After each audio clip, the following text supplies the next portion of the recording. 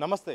మెదక్లో శనివారం గోవుల తరలింపు విషయంలో పెద్ద ఘర్షణ అయితే జరిగింది. ఈ ఘర్షణలో మాత్రం రాజ్ అరుణ్ అనే వ్యక్తి మాత్రం తీవ్రంగా గాయపడ్డాడు. ప్రస్తుతం మియాపూర్ పద్మావతి హాస్పిటల్లో జాయిన్ అయ్యాడు.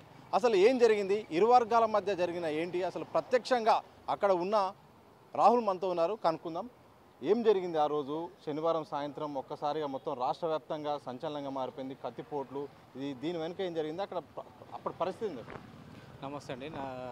నేను ఆ రోజు ఉదయం 10 గంటల నుంచి నాకు ఫోన్స్ వస్తున్నాయి. మా కార్యకర్తలు ఫోన్ చేస్తూ ఉన్నారు, గోరక్ష కార్యకర్తలు. అన్న ఇట్లా 40 ఆవులు గోసముద్ర మన టీటీడీ కళ్యాణం కట్ట వెనకాల ఉన్నాయి, అక్కడ ఉన్నాయి, 40 ఆవులు ఉన్నాయని సమాచారం వచ్చిందంటే నేను వాళ్ళని వెళ్ళి చూడమని చెప్పాను. మా వాళ్ళు ఎప్పుడు కూడా ఎక్కడ కూడా దాడికి చేయలేదు. ఎందుకంటే మేము 10 సంవత్సరాల నుంచి గోసేవ చేస్తున్నాం, గోరక్షణ చేస్తున్నాము.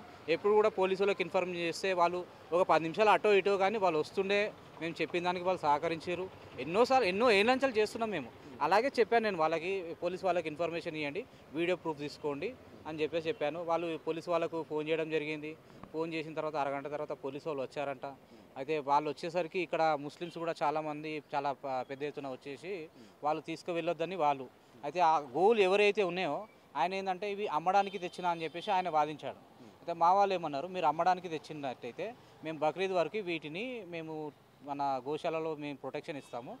బక్రీద్ అయిపోయిన వెంటనే వీటిని మేము మీకు మంగళవారం అంగడిలో మేమే తీసుకొచ్చి అప్పచెప్తాము, ట్రాన్స్పోర్ట్ కూడా మేమే ప్రొవైడ్ చేస్తాం అన్నట్లు మన వాళ్ళు చెప్పారు. దానికి అతను ఒప్పుకోలేదు, ఆ ముస్లిం వర్గం వాళ్ళు కూడా ఒప్పుకొని ఇవ్వడం లేదు. అండ్ మా వాళ్ళు కూడా మొండిగా కూర్చున్నారు, మేము వీటిని ప్రొటెక్ట్ చేయాల్సిందే అని చెప్పేసి. పోలీసు వాళ్ళు ఇందులో ప్రేక్షక పాత్ర మొదటిసారి మాకు చాలా షాకింగ్గా ఉంది. ఇది మాకు ఎప్పుడు ప్రతి సంవత్సరం చేస్తాం, ఎప్పుడు కూడా ఇలాంటి ఘటన మాకెదురు కాలేదు. వాళ్ళు ఎందుకో ప్రేక్షక పాత్ర వహించారు. దాని తర్వాత వాళ్ళకి కొన్ని కాల్స్ వచ్చినాయి. మా ఫ్రెండ్స్ కొంతమంది విన్న వాళ్ళు చెప్తున్నారు, ఎమ్మెల్యే ఫోన్స్ వచ్చినాయి, ఆయనకు ప్రెషర్ ఉన్నది, సిఐ సపోర్ట్ చేస్తలేడు, ఎస్ఐకి ప్రెషర్ ఉన్నది అన్నట్టు మాకు ఇన్ఫర్మేషన్ వచ్చింది. అది ఎంతవరకు వాస్తవం అనేది నాకు కూడా తెలియదు, ఎందుకంటే నేను అక్కడ సీన్లో లేను.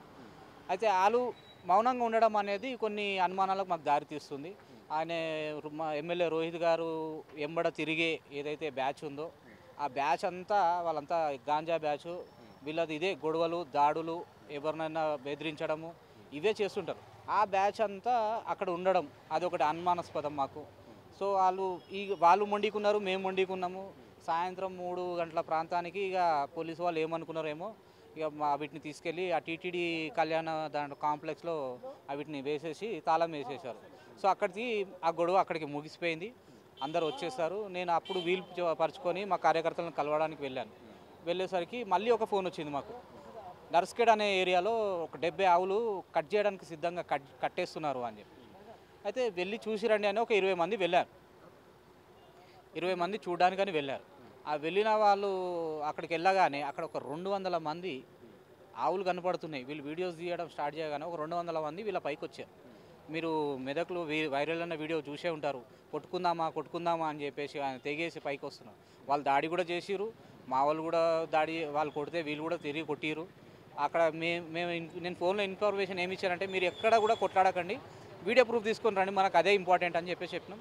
సో మన వాళ్ళంతా 20 మంది అక్కడి పారిపోయి వచ్చేసి పోలీస్ స్టేషన్కి వెళ్ళాం. పోలీస్ స్టేషన్కి వెళ్ళి కంప్లైంట్ ఇస్తే ఎవరు తీసుకోవడానికి రెడీ లేరండి. మా పైన దాడి చేస్తున్నారు, 200 మంది ఉన్నారు, మరి అక్కడికి వెళ్దాం సార్, మీరు టీంతో రండి అంటే ఎవరు కూడా సిద్ధంగా లేరు. మీకు ఏం పని పాట లేదా, మీకు ఇంకో పనులు లేవా, ఇప్పటిదాకా అయింది కదా, ఇంటికి పోమని చెప్పినాక మళ్ళీ ఆడికెందుకు పోయారు, మాకేం పనులు లేవా అని చెప్పేసి మాట్లాడుతున్నారు. సరే అండి, మాకు పనులు ఉన్నాయి, మీకు పనులు ఉన్నాయి. అక్కడ 40 ఆవులు, ఇక్కడ 70 ఆవులు, ఇన్ని ఆవులు మెదక్లో చేరుకునేటప్పుడు పోలీసులు కళ్ళు మూసుకున్నారా, నిద్రపోతున్నారా, మరి డ్యూటీ చేస్తున్నారా, పెట్రోలింగ్ చేస్తున్నారా? మరి బక్రీద్ వస్తుంది, మీకు 15-20 రోజుల ముందు ఇన్స్ట్రక్షన్స్ ఉంటాయిగా పోలీసులకి, రక్షణ వాళ్ళు ఉంటారు, ఇలాంటి అల్లర్లు జరుగుతాయని ఇన్ఫర్మేషన్ లేదా మీకు? మీరు ప్రతిసారి చేసే పనే కదా, మరి ఏం నిద్రపోయారు? అప్పుడు ఇన్ని ఆవులు మెదక్ ఎలా వచ్చినాయండి, తరలించారు? అన్ని గనం ఆవులు కట్ చేయడానికి సిద్ధంగా ఉన్నాయని చెప్పేసి మేము చెప్తే వాళ్ళు చాలా సిల్లిగా సమాధానం చెప్పడంతో మా కార్యకర్తలు ఆగ్రహానికి గురై అక్కడే పోలీస్ స్టేషన్ ముంగట బ్యారికేడ్లు పెట్టేసుకొని రాస్తారోకని నిర్వహించారు.